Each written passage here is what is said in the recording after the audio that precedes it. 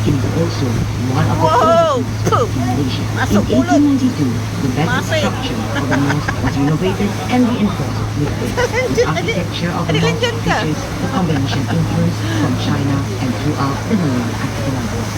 Melepasi Masjid Kampung Hulu, Main di sebelah clear kanan Kampung sungai Jawa. terdapat deretan rumah kedai yang telah diubah suai supaya menghadap sungai bagi mencantikkan lagi pemandangan kawasan ini. Jambatan Di sebelah Kampung kanan Jawa. terdapat bangunan yang penuh dengan lukisan-lukisan mural yang dilukis oleh pelajar-pelajar IPTA dengan kerjasama Kementerian Golden Pelacuran, Triangle. Kesenian dan Budaya. Golden Triangle Cafe. After the Masjid Kampung Hulu, is a Tiger? row of shop houses Mana that has tiger? been remodeled to face the river, thus beautifying Oh, the view. tiger. You can see on the buildings on the Wow. right, Cantik beautiful lampu murals atas, nampak? painted by the local pledge Jambatan school in Chan collaboration Pun with the Ministry Cheng. of Tourism, Arts and Culture Malaysia. These Wow, murals lampu portray atas the yang ada diversity ni. of races and culture Wow. in Malaysia.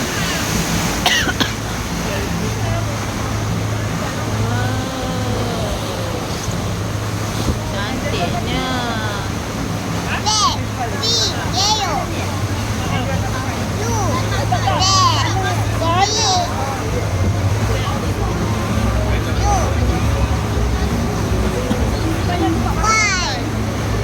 Dutch Kampung.